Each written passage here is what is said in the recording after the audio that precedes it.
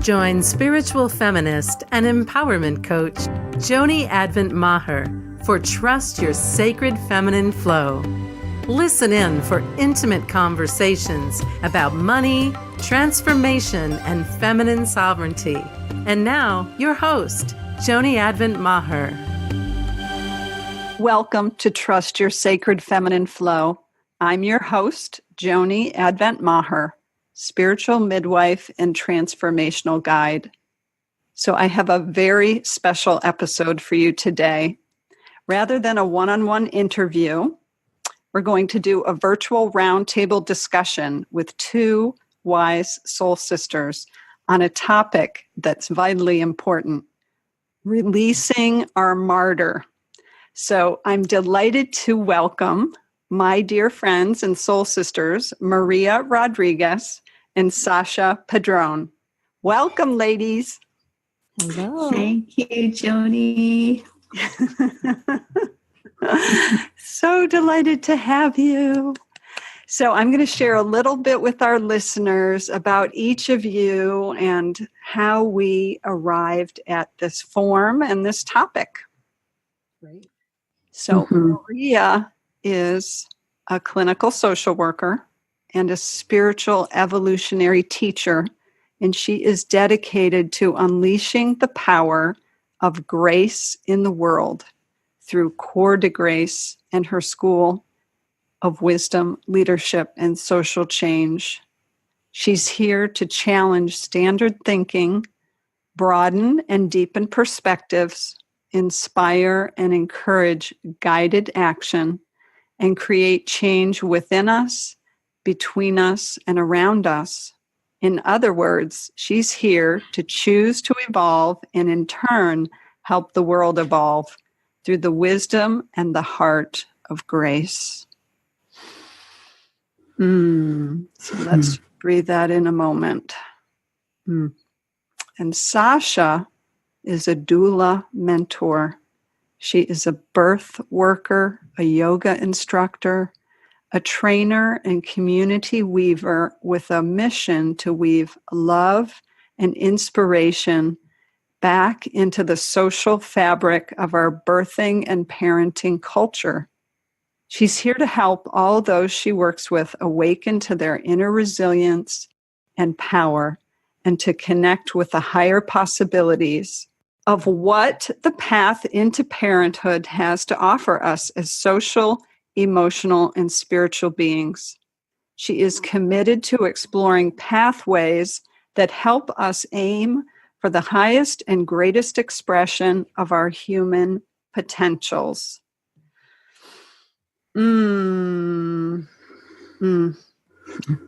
So I just want to name that the three of us, Sasha, Maria, and I, meet weekly as part of an ongoing supportive circle called the Queens of Radiance. And we came to meet each other in a group business mentoring program called Radiance that was created by Shiloh Sophia McLeod and Amy Ehlers, our wonderful mentors. And once the program ended, the three of us with three other sisters have been coming together weekly to support each other with our work.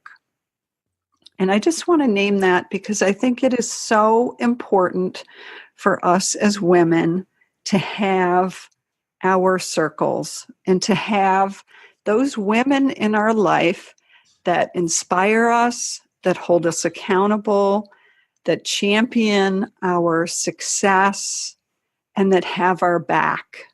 And that is what we have together in the Queens of Radiance in regard to both our personal lives and our business lives. And I'm deeply grateful for that. And week after week, come out with so much wisdom and feeling so empowered by our time together. So within the context of that kind of circle, it's not unusual for new insights or wisdom to emerge. And it was within the context of our time together that the three of us were engaged in a conversation about this idea of releasing the martyr. And I'm not sure where it started or who even coined the term first, but we just kept building on the facets and the pieces of this truth that seemed to be emerging. And we recognized that we, in our smaller microcosm, are a smaller representation of what's happening in the collective. We felt like it was so important to bring this topic up and to speak about it in a more public way. So I'm going to pause for now and invite Maria and Sasha to jump into the conversation and say, here's what each of us knows about releasing the martyr and why it's so important. So I'm actually going to start with you, Maria, because I know you have been chewing on this and working this, and you have had lots coming up around this topic. So what would you like to start us off with? Well, thank you for having me here, first of all. I am honored and delighted, and our Radiance Circle, what I was thinking about is how much the center of our circle deepens our connection to Source and to ourselves, and through that to each other. And so it's like almost like a creative hotspot Yes. as well. And so I'm just so grateful. For me, the releasing the martyr syndrome is how it came through several years ago, around this idea that we share evolutionary challenges as a gender, according to gender. So women have evolved up to a certain level, and there was a whole list of things, but the releasing the martyr syndrome is the one that got activated in our circle recently as well. And it's through releasing the martyr syndrome that we break through that ceiling of our collective shared evolution as women. It doesn't mean that men don't, some men don't have this as a personal challenge, but it's different when it's a collective challenge. It's harder to break than when it's just a personal one. And we know how hard those can be. So imagine when it's a collective one. And so let me just pause there because there's so much more to say, but I would love to hear from Sasha as well as kind of an opening, and maybe we can go around that way. Sure. Oh, yeah. And I also want to just begin by sharing my gratitude for this wonderful circle and having the opportunity to actually be having this particular conversation in public this way. Joni, thank you so much. And I'm remembering that I think actually this conversation had begun in a circle that I wasn't able to attend. And then I arrived the next week, and it had clearly been percolating through our circle, because as I was sharing what I was going through, Maria just tuned right into it and brought this idea of the martyr syndrome to the conversation. I just went, oh, this big aha came over me. And I realized, Joni, even while you were introducing us, how for me to have said that I needed and wanted a circle like this, a circle in which I was meeting regularly with a group of incredibly wonderful women that was just about supporting me where I was, that in itself, it just thinking about how long it has taken me as an adult woman to make that happen for myself, like to feel like I could do that, and just seeing how that in itself is pushing, this collective martyr syndrome that we're in. I don't know if you're all relating to that, but I could just, as you were introducing us, I went, oh my goodness, like that's again, how potentially it shows up for me, that I have worked for so many years, really supporting others and holding space for others, and doing this work in my community, and leaving myself out of the picture, just sort of going forward. Yes, I don't think you're alone there. Mm-hmm. That certainly has been the case for me as well. And I'm not sure about you, Maria, but Absolutely, yes. yes. Mm-hmm. Mm-hmm. Yeah, and I'll just add. I'm just thinking it might be useful, just to add how, in particular, in that circle where the martyr syndrome conversation began for me, was in just sharing where I was in my relationship, and realizing how I was taking on a martyr role without even realizing it. So I just find this is such an important conversation to have. I'm so glad we're doing it. Yes. So I guess I would put out to each of you, because I'm thinking there's an interesting fine line between victim and martyr, that I'm aware of, and that I know sometimes I've found myself walking on either side of that. And I believe it was Maria that, correct me if I'm wrong, but you made a statement, something like, in order for us to move, well, I know in a conversation that we had, you said something to the effect of, like, going back to the Dalai Lama's statement that the women of the Western world would save the world. That's a paraphrase. That in order for us to reach the level of, I would say, empowerment or impact or capacity or facility to be change agents in our lives, in the world, in our families, that the next step for us is releasing those places where we might be in the martyr. Am I remembering that correctly, Maria? Yes. Like we cannot fulfill our role and our responsibility without releasing the martyr, because of the amount of energy it drains, the amount of power that it pollutes, how it pollutes our power and our emotions, how it affects our physical health, our relationships. I mean, it really affects on so many levels.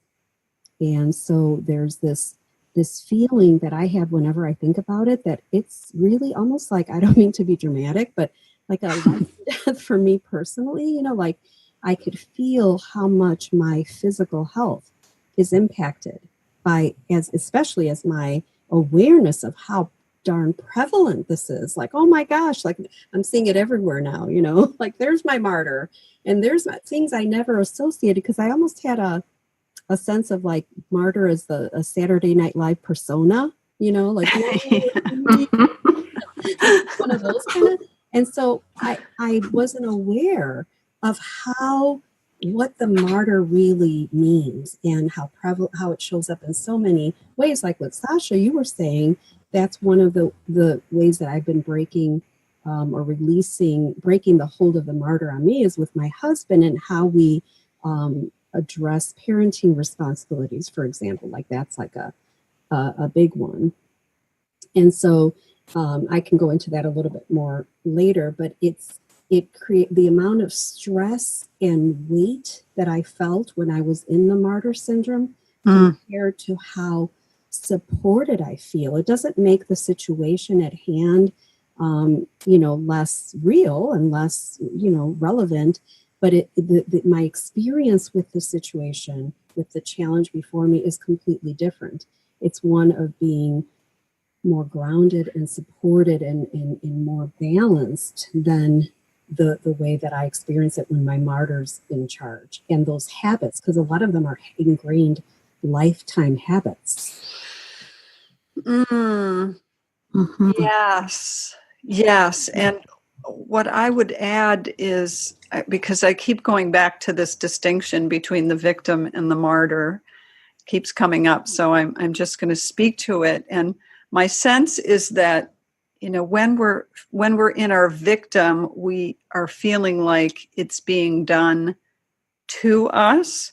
But when we are in our martyr, there's a way in which we are actively participating and choosing to give of ourselves in ways that are not in alignment or supportive with what we most need, or to sacrifice our own resources in a way that we are drawing from the reserves or drawing from the capital, so to speak, as opposed to the overflow. Is that clear? Yes.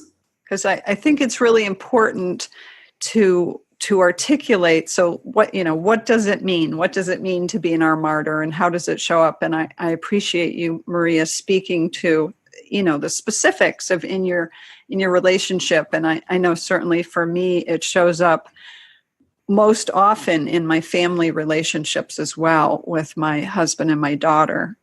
How about you, Sasha? I would agree, absolutely. At least that's where it's clearest to me that it shows up, for sure. And I really appreciate the distinction that you're making there, because exactly, I feel like I want to add, because I'm realizing it's also the ways in which we create the expectations among the people that we live with and care about, to expect us to play that role, to expect us to be the martyr. As opposed to being in the place of the victim, where we're feeling like this is being done to us. The way it sort of feels in my body as the martyr is the way that we are setting things up to get depleted, and we're laying down the expectations for those around us for us to play the martyr as well. Yes. And I think we can sometimes feel victimized and not even fully recognize that we are living in that martyr state. Yes.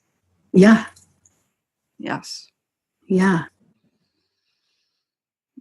Yeah, which is what I appreciate so much about Maria's, bringing forward how ultimately this is such a collective phenomenon. And of course, my brain just travels through our cultural context and back through time, just feeling into where that syndrome was born and how it was born and how it's infiltrated and become so internalized.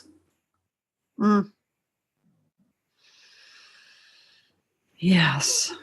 And I guess I want to ask you, Sasha, because you work around birth and with parenting and with families kind of on the front lines, I'm imagining that you see, even, at those early points of imprinting, how that can be set up in terms of us, kind of giving over in ways that aren't supportive or useful.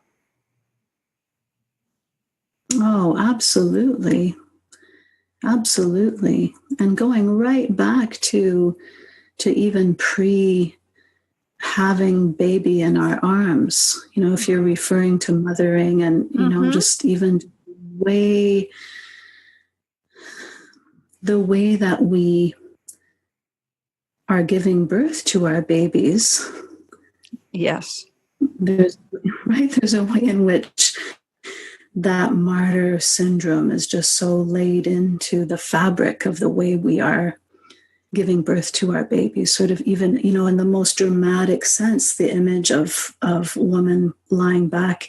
I have to say that I've been reading this book on the history of maternity practices in America and the history of childbirth, and it's called Reclaiming Childbirth, and it really takes you back into the late 1800s, and it's a fascinating walk through various practices that were laid down. And just realizing once again just how the whole idea, the whole image of women just giving their bodies over, like when you read about the obstetrical practices and what women began to do in order to have their babies, it was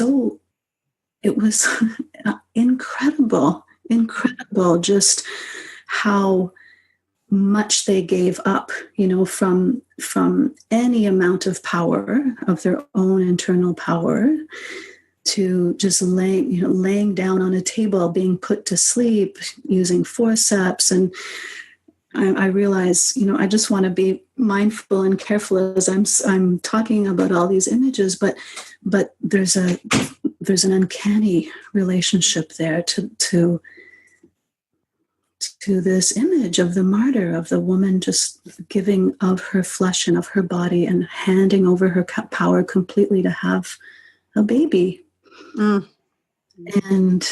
then it beginning from there, right? And there's so much around all of this.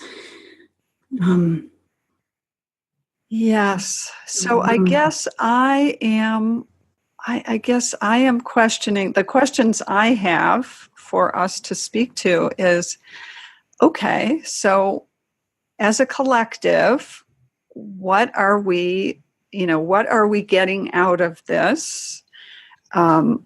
How did we get here? Is the martyr some version of the good girl, but feeling more empowered? Like, I'm the one that's doing it. I'm just putting it out there. I don't have the answer. These are just my theories. So, well, it's funny because in my world, it first appeared as the good guy face. The good guy syndrome, applying to both men and women. And so I think, my sense is that there's something about that. Can you speak up just a bit or adjust, Mike? Yeah. Sure. Is that better? Okay. Yes. Perfect. Yeah. So that good guy face, whatever that means to us and however we felt safe. Like for me, part of my survival in my family was being the favored child, the one that was the most understanding or the sweetest or that kind of thing. And so it's hard to give that up when it's something that we associate with our survival. And although we have, I believe, some personal roots of the ways that the martyr shows up specifically for us, my sense is it's also like a habit, like we breathe it through the air, it's like we breathe or something, So one of the ways that I've been releasing the martyr very recently has been through no longer suffering unnecessary physical pain. And it's not something, again, I thought the martyr was that kind of persona that gets off on being a martyr. Oh, look at me, I have so much to suffer through, like how that characterization, and so when I release that persona belief, I'm seeing it, as I said earlier, everywhere, and one of them is just suffering unnecessary physical pain, and I'm not even conscious that I'm choosing to do so. I automatically somewhere along the way learned how to accommodate physical pain, so that I thought, okay, I just have to tolerate this. And so, for example, I had a fall 5 years ago on my right shoulder, and it never occurred to me to share it with my doctor or that anything could be done to really alleviated, and I have a new doctor, and just happened to mention it. And she says, well, haven't you tried physical therapy? That's really an unusual idea. And I said, no, can physical therapy help? And so it's been like ways that I've done this, that I don't, I haven't, wherever it comes from, from my own personal history or the collective or both, that I don't have to suffer unnecessary pain. And I don't think it's just physical. I think we do it even financially, in addition to, of course, mental, emotional, spiritual, relational, and all of that is or take unnecessary risks. And so I'm not sure all of the whys, but the beauty is that we can begin releasing it even without understanding it fully. Mm. Yes. One step at a time and one piece at a time, and all the different ways that it's coming to our awareness. Yes. And I guess the piece that feels really important to me, and this may just be my perspective, is that this feels like an invitation, that this is not that there isn't judgment associated with, I just want to be clear that there's not judgment associated with having adopted this layer or this strategy. I think as a gender, we have come by this honestly, so to speak. And each of us in our individual lives, just as you were sharing, Maria, about those early patterns, we all come by this honestly. And at various points in time, it's time to let go of the next layer. It's time to let go of the next place where we are living in illusion or not the truth. And us walking through our lives as martyrs is not the truth. That's not being the sovereign queen, so to speak. It's not being the most resourced and empowered person in your own life. And so I just want to be clear about that with you, our dear listeners, that as we're talking about this, that it's like an invitation. It's like, this now is your time. You can let go of those places. You don't have to live as the martyr any longer. Mm-hmm. Mm-hmm. I'm with you, sister. Mm-hmm. Yes. Yes. Mm-hmm. And I wanna, it's like I in a way, I feel like I want to call each of us just to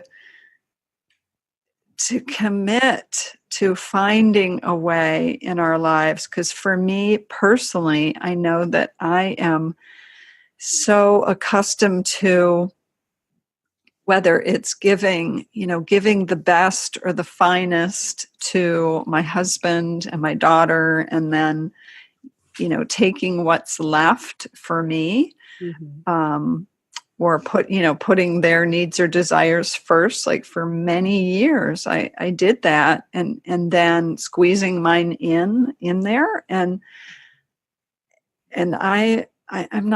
I'm not doing that anymore, and I don't want to do that anymore. And it's not supportive or serving for them to do that anymore. Mm-hmm. Mm-hmm. So that's what thank you. That's what I have to say about that. So how about each of you? What comes to mind, or what's in your heart? What's present? Mm-hmm. Well, I could speak, just there's a couple things that are coming up. I want to speak to that for sure, but I do find it so helpful to just keep reflecting on how the different ways in which this shows up. Mm-hmm. I wonder too, for our listeners, that just feels really helpful, because I think for me as well, like it just feels like such an awakening, like that there is a part. And I appreciate so much, Joni, just that reminder that this is not a judgment, because it really does feel like it's just kind of woven into the fabric of our beings. And And we just wake up to it at certain moments, like, whoa, I didn't realize. And the example that I want to add to yours is like still feeling how I have, made this commitment to myself to really stop putting the needs of everybody here in my home front and center, and to reflect on what it is, what's inside of me that I'm needing, and what is it that I want to bring forward, and just noticing how, especially the first time I started doing that, just how incredibly tricky that was, and how that in itself is just such a reflection of this syndrome, that we tend to be in this place of martyrdom and giving so much to our families. Like, I certainly know that for me to have initially paused and gone, whoa, look at what I'm doing, and then look in and go, okay, what is it? If I was to take care of my needs, what would I take care of? And just what a huge gap there was for me when it's like there was no answer. It was like a muscle that just hadn't been worked, stretched. Mm-hmm. Mm-hmm. So I would say that's a place of, for me, that's a big one, is really noticing when I'm putting so much attention on my husband and what's happening there and what he's doing and not doing, and just feeling how I just begin to abandon myself in the exchange of relating to him, and committing to turning way more of that attention towards myself and then relating to him from there. Yes. Yes, I interviewed, one of my very first interviews was with Mary McDonald, who was a mentor of mine, and she always speaks about giving in our lives. If you're to look at a teacup and a saucer, like giving from what is in the saucer, like giving to those in our families, in our work life, from the overflow, and never from what's in the teacup. And that is a simple idea, but in practice, it is it's nuanced, it's complicated, it's not always easy. Mm-hmm. Mm-hmm. Yes. What's coming up for me as I listen, Sasha and Joni, to what you were speaking to is about the emphasis recently on becoming embodied. And so my New Year's motto was embodied presence and sacred rhythm, and a new program that I'm developing is called ELM, Embodied in Love for Me. And so one of the deficiencies that I've had also, Sasha, as you were talking, is being embodied. And so when I'm more focused on what's happening outside of me, I'm not embodied in me. I'm not embodied in me. I'm not aware of what I'm feeling and needing. And one of the practices came for me in Spanish, which was my original language as a child, and I believe it's connecting to that child part, is mija, que sientes que necesitas, which means, my daughter, little one, precious one, what are you feeling? What are you needing? And I was stunned at how in certain situations, and the most important ones were the ones that I was least aware. And just like what you said, Sasha, abandoning myself and the most vulnerable, youngest parts of me, the ones that need me the most, right? Mm-hmm. And so there's been such an emphasis, kind of parallel to the releasing the martyr syndrome, has been becoming embodied in love for me, and all of what that means, and all the different ways that that's showing up. I'm so I'm so glad you brought that up, Maria. My whole body relaxed as you said that. And just, yes, just that idea of when we are in someone else's business, someone else's field, more focused on their needs, and we have left ourselves. That is a biggie. I know for me personally, just that coming back to myself has been a lifelong journey. And so much of my experience this year around my father's death was seeing the ways in which, as a very young girl, that I was trained to take care of Daddy, and just with his dying, and that has enabled me to make this shift to really come back to myself and to see all the ways that had set the patterning up for my life, and just to be in your own skin, in your own field, like your own energy field, in your own body. Mm-hmm.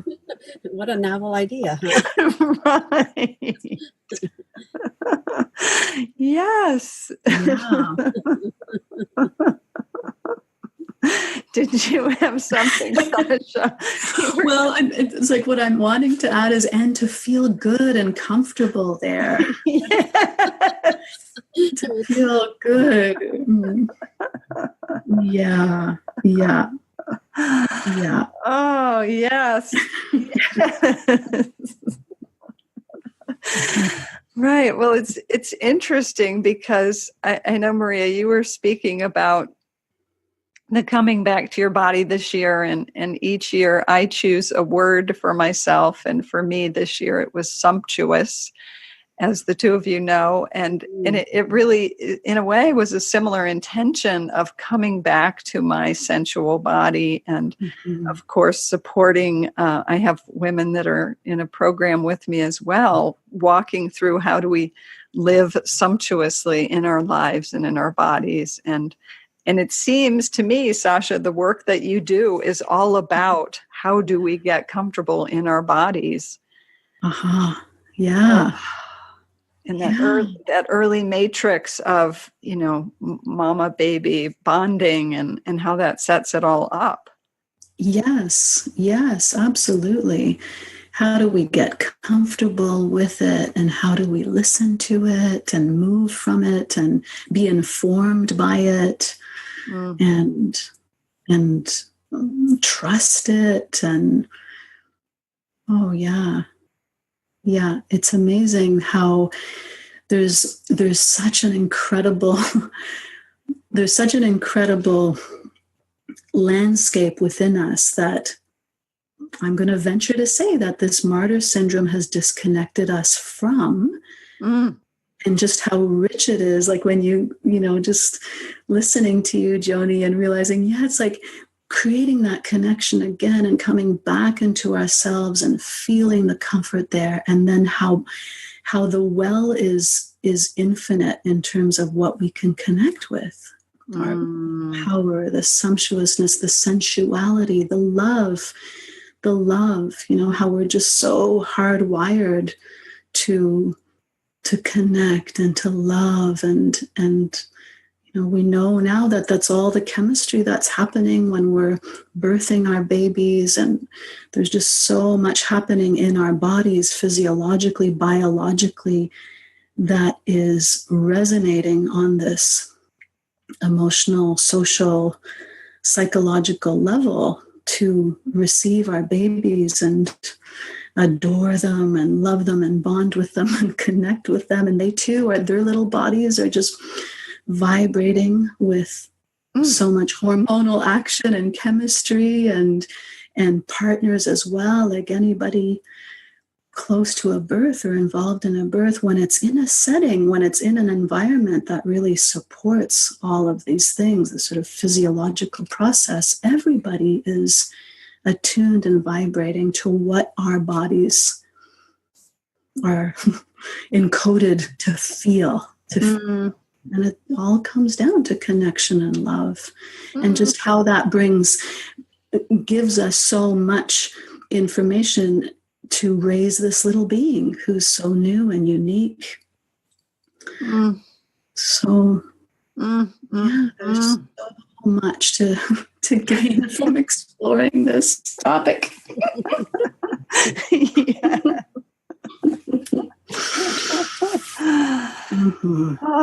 So I'm thinking we should just take a few more minutes before we wrap this up.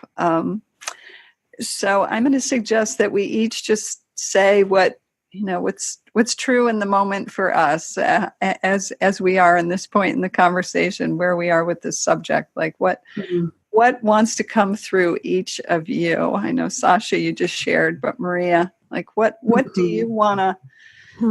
What do you want to pass on to those women that are listening today? Well, what was coming up for me was to add another example that's in a whole other area. Really having the sense, I think, Sasha, you may have said this earlier, that the more that we recognize the many different ways and areas that the martyr may be showing up, the more that we can begin to release it. And so another way that recently happened is that I began realizing that when we don't use adequate care and caution, that's the martyr. Again, it puts us in unnecessary risk. And for me, it came up around a new consent form for my counseling practice that I had not had, even though I've been doing additional offerings. That's what it was about for so many years now, like over a decade. I've never had a specific consent form. It never had occurred to me. I didn't have anybody who's mentoring me in this shift I've been making. And so there was something about that guidance that came in about having that kind of protection for my clients and protection for me. And all the many ways that we may not be taking enough care and caution because we don't want to offend people, because we want to trust people, for whatever, like you were saying, Joni, who knows all the personal reasons and the kind of socialized collective reasons that we have for doing that. But that's an area that we can really become empowered and take more care and caution in whatever ways that we haven't been doing so. Yes, I actually just this morning, my husband and I were meeting with a new potential financial advisor, and boy, oh boy, that's an area where, for example, just doing your due diligence is a way of safeguarding or really it's that place of like looking out for our own interest isn't necessarily a selfish act. It is a self-preserving act. And I think what I want to say kind of in my final piece, it's like what I heard from what you said, Sasha, is that like our matrix, our imprint, our biological imprint is set up for love, connection, and I'm going to say juicy contentment, pleasure in the body. And anything that takes us away from that, i.e. living in the martyr, is like the mutation. It's the distortion. And then when I hear you, Maria, talking about this idea of protection or risk, it's like that self-preservation. It's like the idea that we get to preserve that, that divine matrix, we'll say. We get to preserve that basic essence of this is how, if we can unfold and grow in the ways we're meant to, this is how it would be without interruption. And of course, we live in a world where there's lots of interruption and injury and harm and wounds and et cetera that come in, but like that we have a right to self-preservation and to protect ourselves in these very important ways. And that for me, that's part of what the Releasing the Martyr is about. So That Wow, I love I can just because I love converting things into practical tools and strategies. Yes. And I wrote a newsletter on this yesterday, and I made a list of all the different ways. Like, here's how the martyr may be showing up for you as well. Like when we go along with things, when we don't speak up for what, blah, blah, blah. But now when you said, I have the right, that's the antidote. Isn't Yes. it? I have the Yes. right to not just go along with things, right? I have the right to not suffer unnecessary pain. I have the right to speak up for what I think, I feel, I want, I need, et cetera, et cetera. So thank you, because that just really hit me. You're welcome. And that's what I love about, like, when we come together as women, this is what happens. It's like the synergy and the wisdom that, I couldn't have gotten there without what each of you had shared. So I just love how that happens. All right, that's all. So, Sasha, is there anything you want to add? I'll just say what's coming up, because yes, that same thing is happening as just little fireworks going off as both of you are speaking. And what came up was the word value, something about us really. So there's the piece around, taking care of, doing what we need to take care of this matrix, and also, valuing this matrix, and valuing our voice, what it is that's actually that our body is feeling deeply. Because again, like in contrast to how this tends to show up, for myself, of like feeling really uncomfortable about something, but not actually speaking, and just riding on top of all that discomfort to meet the needs of the person that's making me really uncomfortable.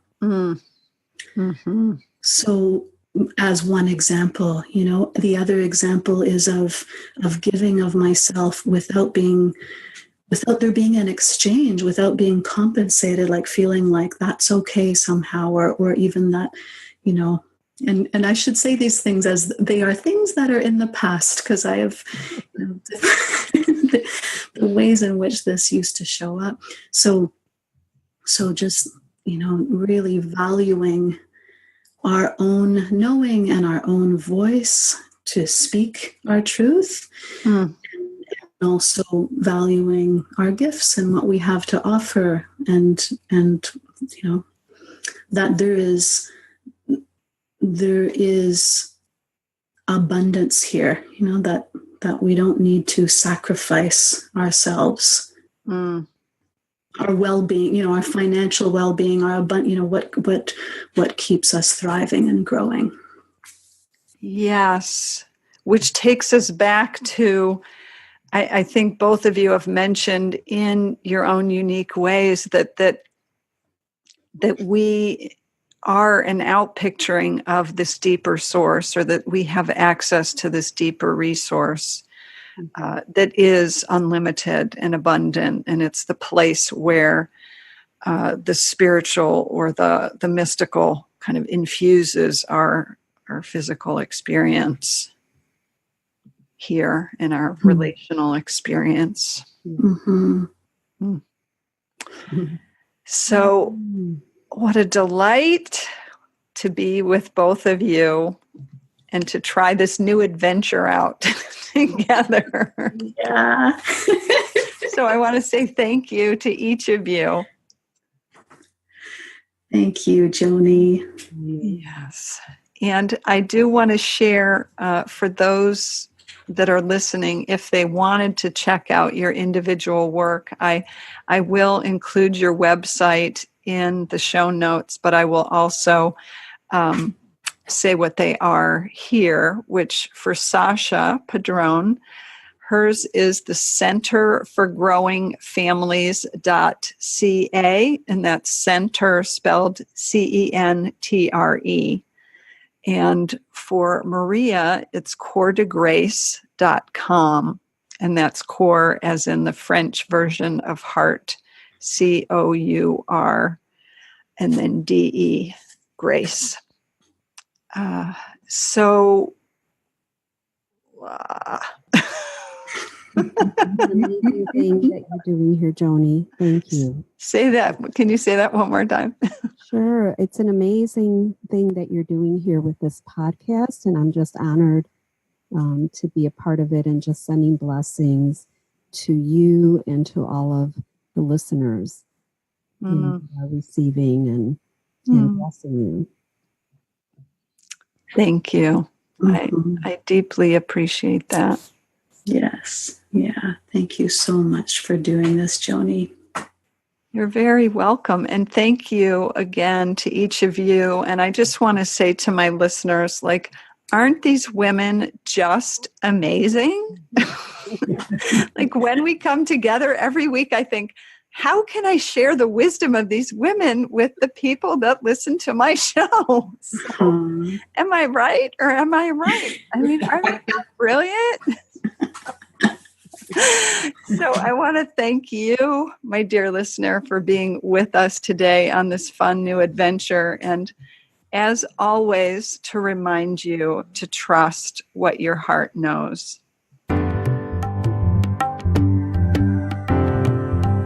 Thanks for listening to Trust Your Sacred Feminine Flow with Joni Advent Maher.